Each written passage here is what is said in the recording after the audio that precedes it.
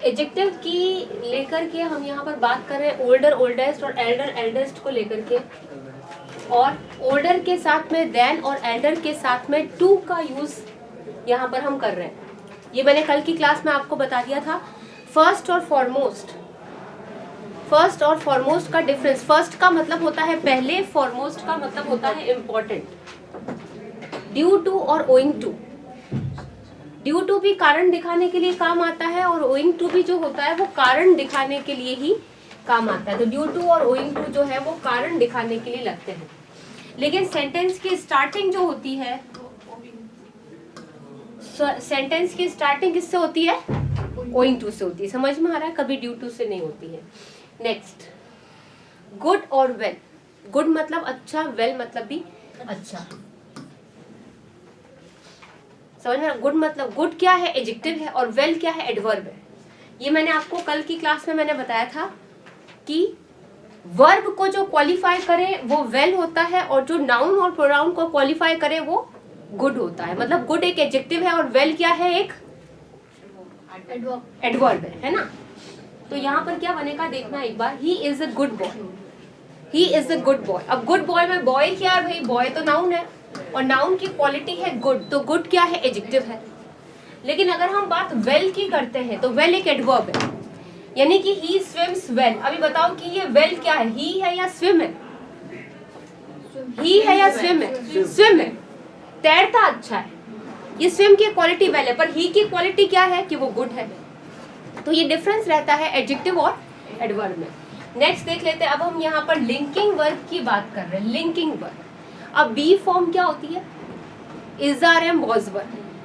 ठीक है, appear, turn, feel, become, grow, ये कल की क्लास में मैंने बताया था। ये लिंकिंग वर्ब होती है, और लिंकिंग वर्ब क्या करती है? अपने बाद सीधा एडजेक्टिव लेती है। लिंकिंग वर्ब अपने बाद क्या करती है? सीधा एडजेक्टिव लेती है। ठीक है, नेक्स्ट। ये हो गया madam?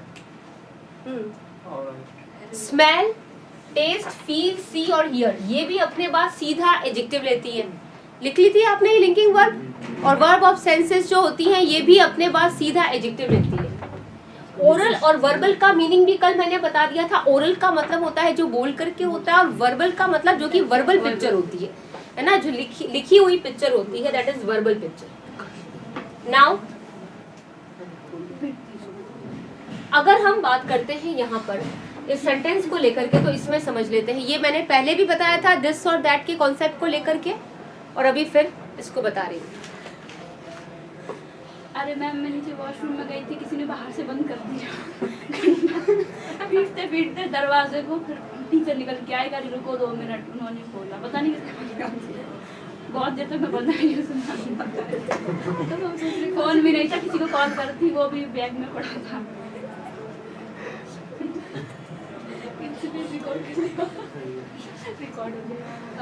Climate of Alwar is hotter then that of Jaipur. ये कॉन्सेप्ट मैंने पहले भी बताया है। क्या बताया इसमें मैंने?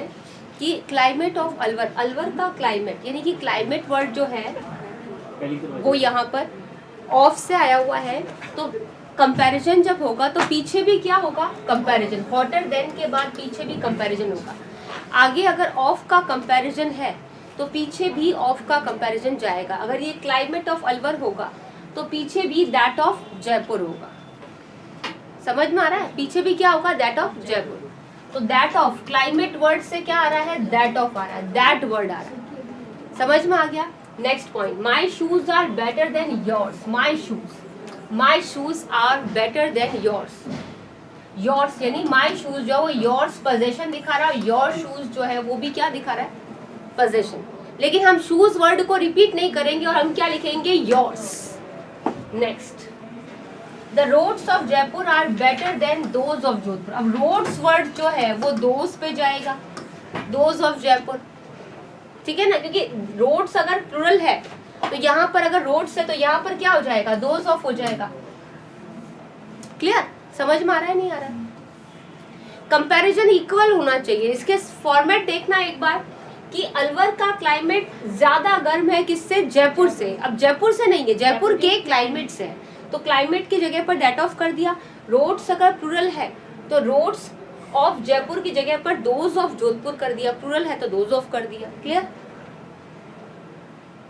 नेक्स्ट, दिस या दैट सिंगुलर होते हैं तो इनके साथ काइंड लगता है, दिस या दैट के साथ सोर्ट लगता है, प्रकार, दिस काइंड ऑफ इस प्रकार का, दिस सोर्ट ऑफ इस प्रकार का, दीज या दोज जो है वो काइंड्स लेता है या फिर सोर्ट्स लेता है, sorts.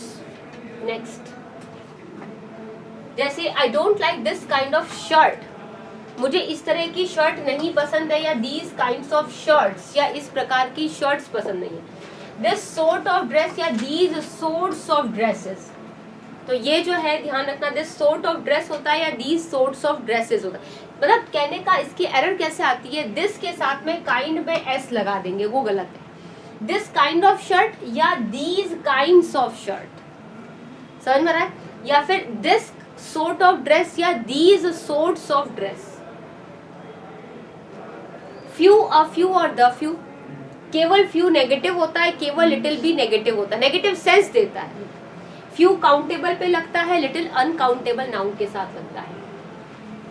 Something but almost none, कुछ लेकिन लगभग नहीं के बराबर, और ये एकदम नेगेटिव सेंस में होता है। अ फ्यू क्या होता है, something but very small in number, मतलब हाँ कुछ तो है पॉजिटिव, लेकिन ये दोनों की दोनों जो होते हैं वो काउंटेबल के साथ लगते हैं। द फ्यू का मतलब क्या होता है, जितने भी कुछ है वो सब, द फ्यू का मतलब जितने भी कुछ है वो सभी, तो द फ्यू का मतलब not many in number but all of that are use, जितने भी हैं वो सारे के सारे, कुछ ही है पर वो सारे, स्पेसिफिक सेंस में। Few people are fully happy, कुछ ही लोग बहुत खुश होते हैं, क्या मतलब है, ना के बराबर, ना, कुछ ही लोग होते हैं जिनको कोई बीमारी नहीं होती, इसका मतलब ना के बराबर। He asked me a few questions, उसने मुझसे कुछ क्वेश्चंस पूछे, ठीक है ना, a few questions।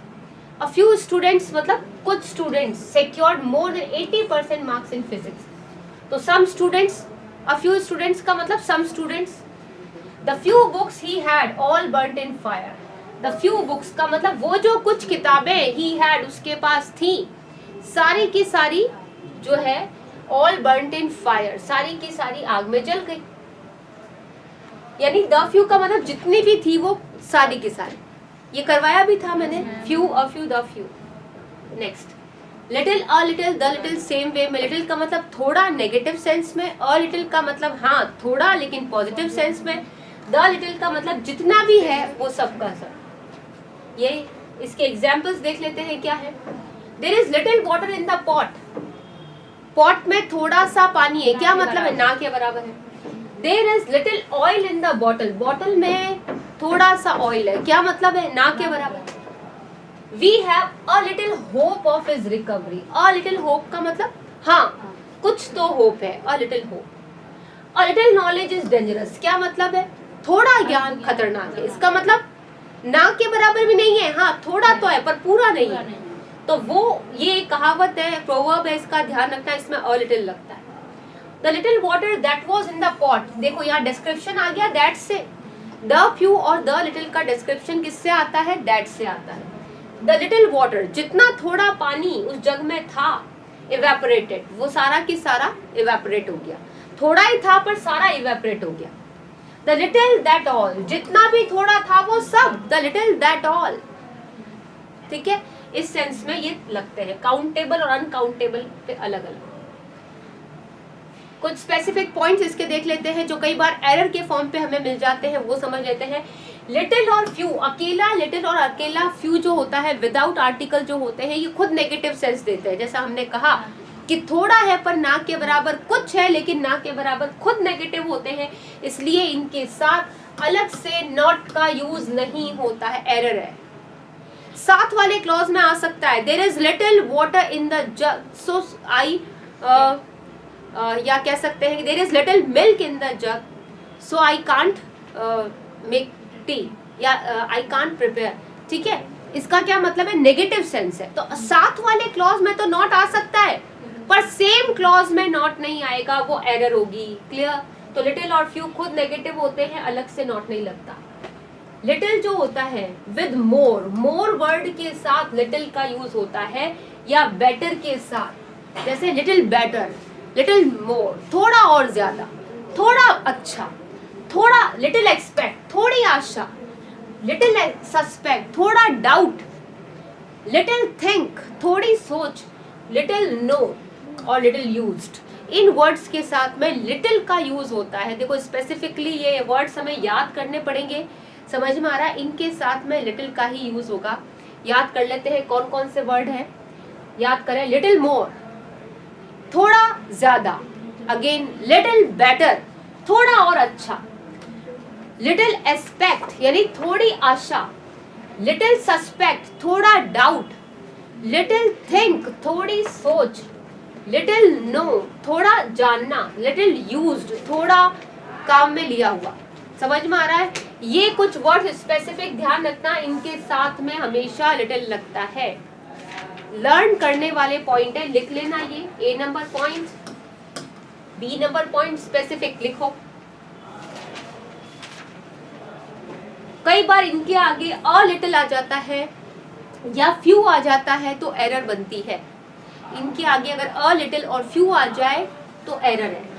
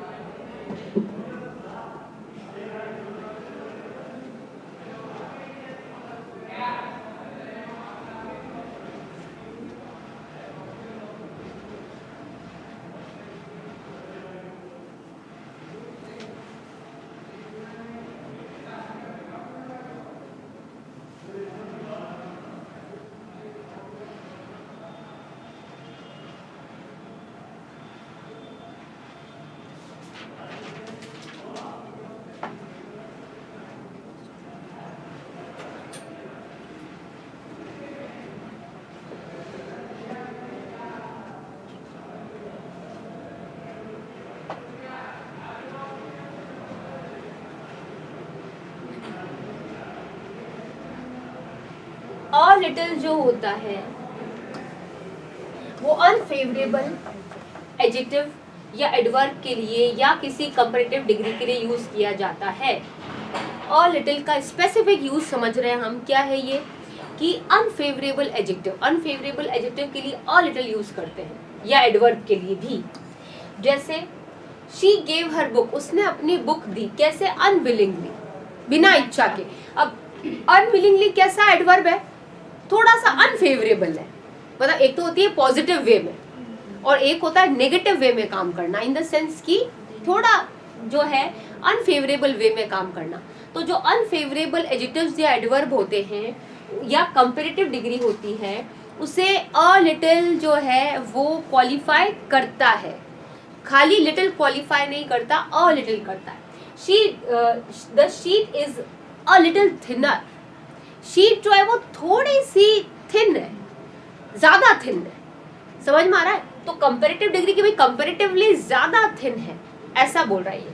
लेकिन उस कंपैरेटिव डिग्री को अ लिटिल जो है वो क्वालिफाई कर सकता है। कंपैरेटिव डिग्री को फार वर्ड भी क्वालिफाई करता है और मच वर्ड भी क्वालिफाई करता है। अपन नहीं बोलते कि she is far better painter, far better painter, she is much better painter. यानी कंपैरेटिव डिग्री को फार वर्ड भी क्वालिफाई करता है, कंपैरेटिव डिग्री को मच वर्ड भी क्वालिफाई करता है और कंपैरेटिव डिग्री को अ लिटिल जो होता है ये भी क्वालिफाई करता है। समझ में आ रहा है? नेक्स्ट देख लेते हैं। बीइंग वीक, कमजोर होते हुए, he was a little anxious about his health, वो थोड़ी सी चिंतित रहती है अपनी हेल्थ के लिए। समझ में आ रहा है ना? बीइंग वीक, कमजोर होते हुए, he was a little anxious, वो थोड़ी सी चिंतित होती है अपनी हेल्थ के लिए। समझ में आ रहा है? नेक्स्ट, सम।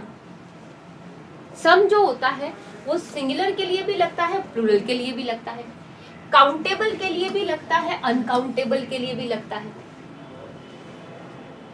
समझ में आ रहा है?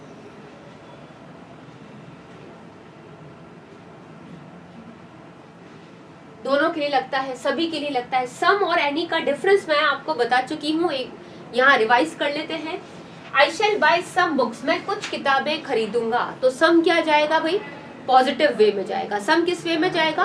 Positive. I shall buy some books, मैं कुछ किताबें खरीदूंगा।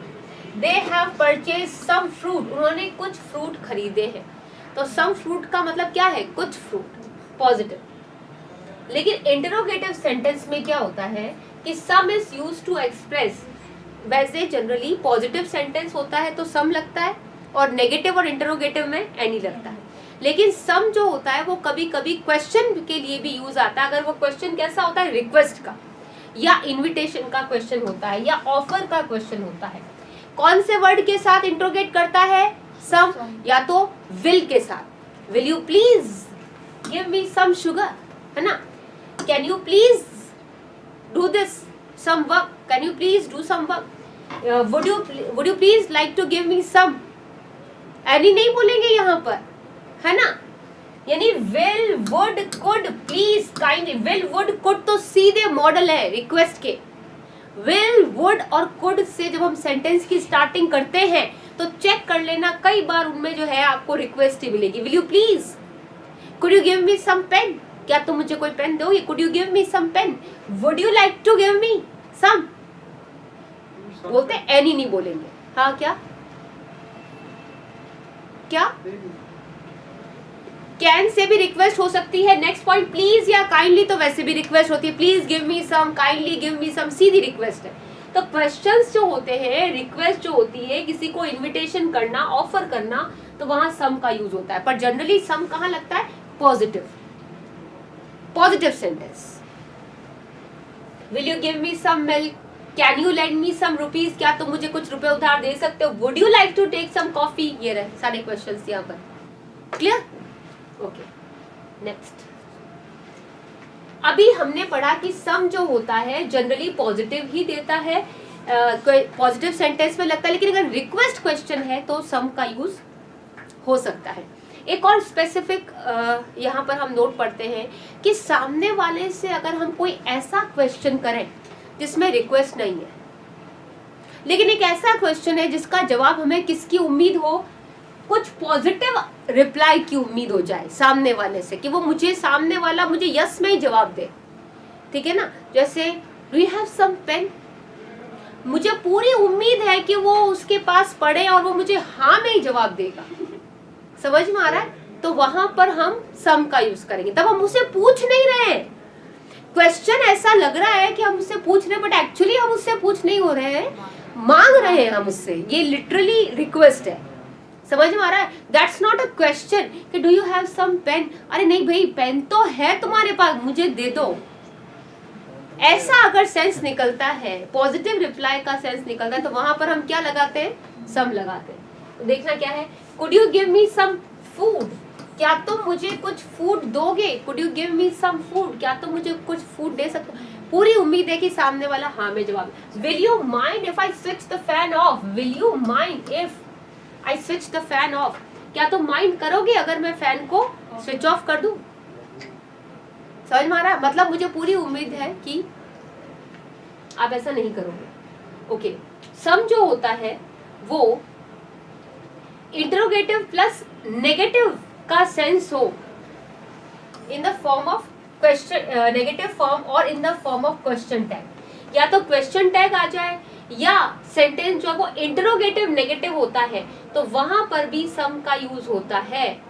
क्योंकि इंटरोगेटिव नेगेटिव जो होता है ना, वो थोड़ा एम्फेसाइज करने के वे में बोलते हैं। जैसे why don't you attend your class, है ना, why don't you attend your class, तुम अपनी क्लास क्यों नहीं अटेंड करते हो, मतलब क्या है इसका, करनी चाहिए। तो ये एक पॉजिटिव क्वेश्चन होता है, दिखता भले इंटरोगेटिव नेगेटिव है, पर एम्फेसाइज किसको करता है, पॉजिटिविटी को। तो इसलिए वहां पर सम लगाते हैं। Why don't you purchase some notebooks, अरे भाई तुम कुछ किताबें खरीद क्यों नहीं लेते हो, इसका मतलब तुम्हें वास्तव में कुछ किताबें खरीद लेनी चाहिए।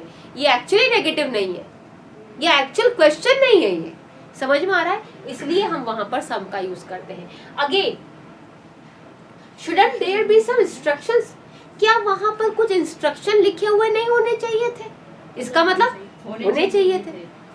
Got the point.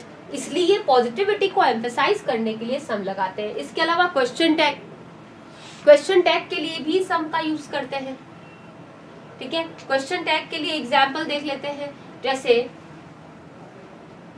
सेंटेंस अगर पॉजिटिव होता है तो क्वेश्चन टैग नेगेटिव होता है, और अगर सेंटेंस अगर नेगेटिव होता है तो क्वेश्चन टैग पॉजिटिव होता है। तो इस सेंस में भी आप कह सकते हैं, हालांकि क्वेश्चन टैग जो होता है, जैसे अगर मैं कहूँ कि अगर मैंने कहा आई हैव सम नोटबुक्स, मेरे पास कुछ नोटबुक्स हैं, आई हैव सम नोटबुक्स।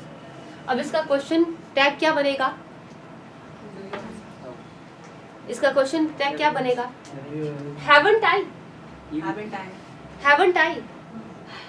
समझ में आ रहा है? मतलब कहने का मतलब है कि सम जो होता है वो क्वेश्चन टैग के लिए भी पॉजिटिविटी रखता है, पॉजिटिव रहता है। तो थोड़ा सा यहाँ पर है कि स्पेसिफिकली कुछ इसके पॉइंट्स रहते हैं और लिटिल के, सम के, जो कि आप देख रहे हैं जनरली बुक्स में मिलते नहीं है। ये आप जब बुक्स देखते हैं तो यहाँ वहाँ ये चीज़ें नहीं मिलती है। यहाँ जो चीज़ लिखी गई है वो काफ़ी मतलब चुन करके यहाँ पर जो है पॉइंट्स लिखे गए हैं, तो उनको आप ध्यान रखना, क्योंकि किसी बुक में कोई पॉइंट मिलेगा, किसी बुक में कोई पॉइंट मिलेगा, लेकिन सारे पॉइंट्स तो आपको नहीं मिलने के किसी भी बुक में। एनी जो है वो भी किसके लिए लगता है? सिंगुलर के लिए भी लगता है, प्लूरल के लिए भी लगता है, काउंटेबल और अनकाउंटेबल, किसमें? नेगेटिव और इंटरोगेटिव सेंटेंस में, सभी के लिए, सिंगुलर, प्लूरल, काउंटेबल, अनकाउंटेबल, सभी के लिए लग रहा है। लेकिन सेंटेंस कैसा होना चाहिए? नेगेटिव इंटरोगेटिव होना चाहिए। I don't have any pen, मेरे पास कोई पेन नहीं, सीधा नेगेटिव है।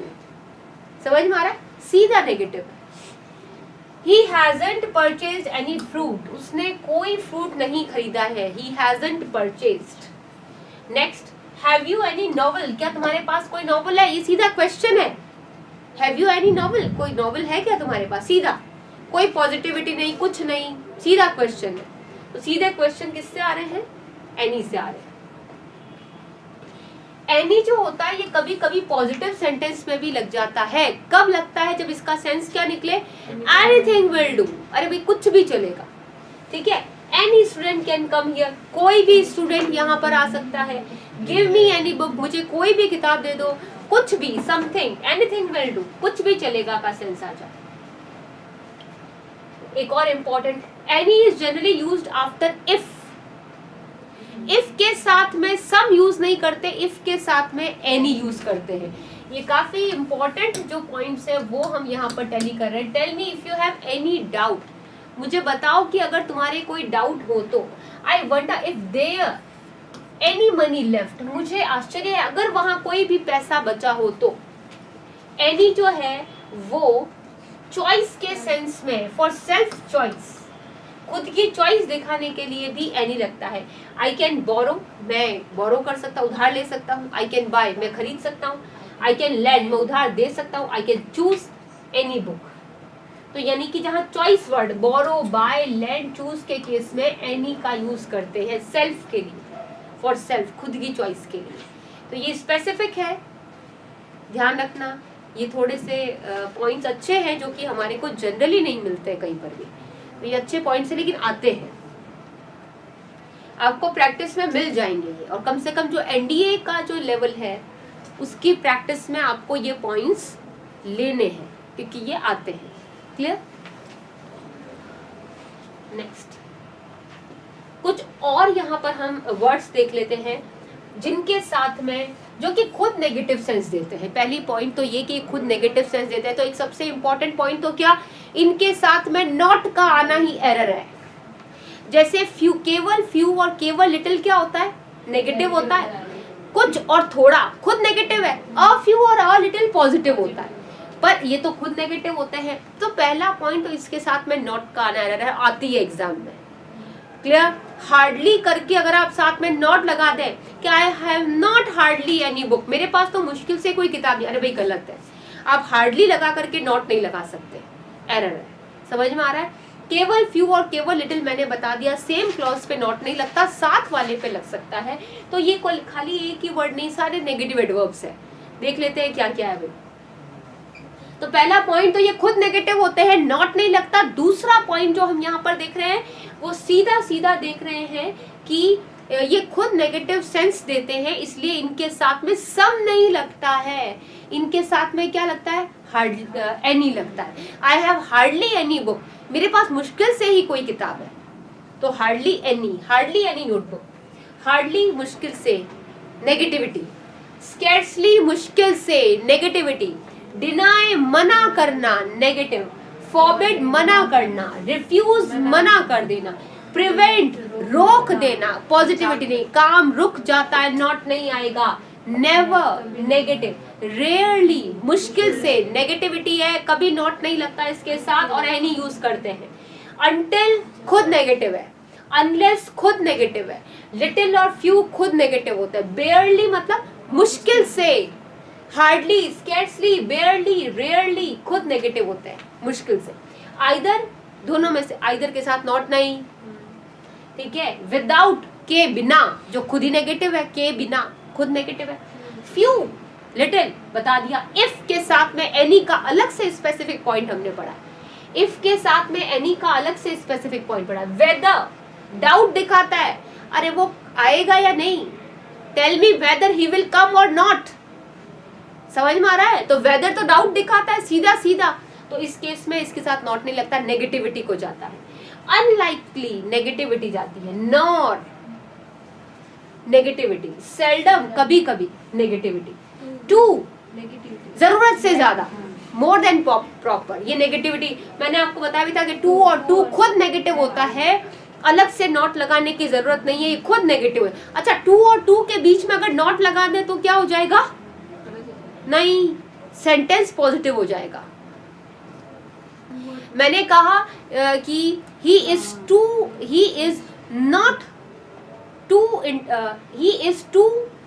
Not intelligent to solve the question, ये सेंटेंस कैसा है कि इतना तो इंटेलिजेंट है कि क्वेश्चन सॉल्व कर लेगा, ये पॉजिटिव है।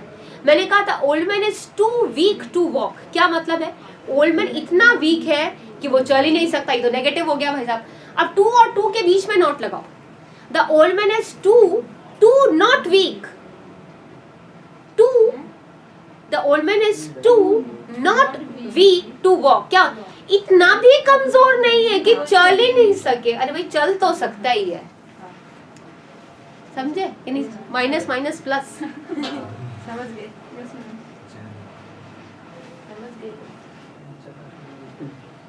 समझ में, टू और टू जो होता है वो खुद नेगेटिव होता है, अगर इसके बीच में नॉट लग जाए तो सेंटेंस का सेंस कैसा निकल जाएगा, पॉजिटिव हो जाएगा, समझ में आ गया, ये टू और टू की क्वालिटी है। ओनली जो होता है वो खुद नेगेटिव होता है, इनके साथ में एनी लगता है, इंपॉर्टेंट पॉइंट, खुद नेगेटिव होते हैं, इनके साथ में एनी लगता है, कभी सम नहीं लगता,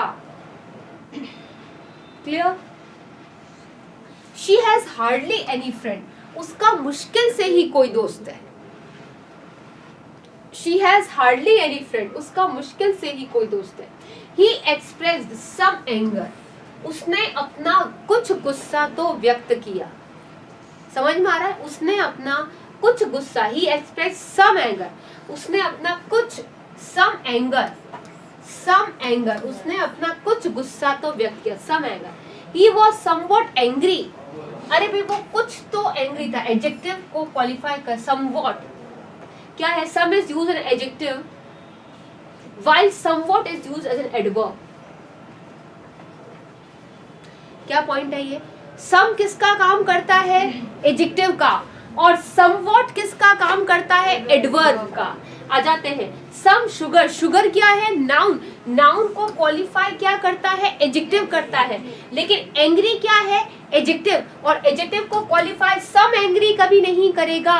अगर हम कहें कि वो कुछ नाराज था तो उसके लिए क्या आएगा, समवॉट आया। देखो आप, ये डेप्थ है, ये कहीं आपको इधर उधर नहीं आपको मिलेगी बुक्स में, और बुक्स में मिलेगी तो आपको एक या दो पॉइंट के इस तरीके से मिलेंगे, बिखराव मिलता है, ठीक है। शौर्य भारत ऐप को अगर आप फॉलो करते हैं तो इसका एक भी पॉइंट जो है वो आपको ऐसा नहीं मिलेगा जो कि आपके लेवल से ज्यादा है या कम है, लेकिन जितना है वो आपके लिए बहुत इंपॉर्टेंट है। तो ये चीजें आपको जनरली कहीं इधर उधर देखने को भी नहीं मिलेंगी, बोलिए आप लूसेंट भी क्यों नहीं उठा रहे, आपके पास पड़ी और भी कोई दूसरी बुक्स भी है, वो भी आप देख सकते हैं। तो काफी इसके पॉइंट्स आपको नहीं मिलेंगे, कुछ मिलेंगे किसी में, कुछ कहीं किसी में, कहीं किसी में, लेकिन ऐसी आपको कोई बुक नहीं मिलेगी कि इसमें सारा एक ही बुक में आपको मिल जाए, ऐसा कभी नहीं होगा। इसके सारे बहुत ही अच्छे पॉइंट्स, अभी ये पॉइंट्स देखना आप, है ना, ऐसी डेप्थ आपको हर जगह नहीं अवेलेबल रहेगी। तो ये इसको ज़रूर फॉलो करें आप लोग। इंपॉर्टेंट पॉइंट जो मैं बता रही हूँ उसको नोट डाउन करते रहें, क्योंकि ये क्वेश्चन सीधे एग्जाम के भी रहते हैं। तो सम एडजेक्टिव होता है और समवॉट क्या होता है, एडवर्ब होता है। एडवर्ब किसको क्वालिफाई करता है, वर्ब को, एडजेक्टिव को, है ना, और खुद एडवर्ब को क्वालिफाई करता है। अभी देखो एंग्री एडजेक्टिव है तो समवॉट एडजेक्टिव को क्वालिफाई करता है। एंगर एडजेक्टिव था तो सम एंगर, एंग्री एडजेक्टिव है तो समवॉट एंग्री। ओके, मच और मैनी का कॉन्सेप्ट हम कर चुके हैं, कुछ एग्जांपल्स देख लेते हैं। यहाँ पर क्या है, मच अनकाउंटेबल को क्वालिफाई करता है, मैनी काउंटेबल को क्वालिफाई करता है। जैसे हमने कहा पेशेंस, पेशेंस क्या होता है, धैर्य। अब धैर्य तो एब्स्ट्रैक्ट नाउन है, एब्स्ट्रैक्ट नाउन के लिए मैनी तो नहीं आ सकता। एब्स्ट्रैक्ट नाउन फीलिंग, धैर्य, धीरज, क्या आएगा, मच पेशेंस। ठीक है, कार कैसा है, काउंटेबल है, तो क्या आएगा, मैनी कार्स। अच्छा, मनी कैसा है, मनी और टाइम कैसा होता है, अनकाउंटेबल। पैसा और टाइम अनकाउंटेबल होता है, इसके लिए मच वर्ड आता है। Clear, much word. मच और many are used with object and not with object, whereas as to how, much plus many object क्या आ रहा है ये, she has, much और many are used with object and not with subject। ये यहाँ पर थोड़ा सा एक minute, much many are used with subject, sorry,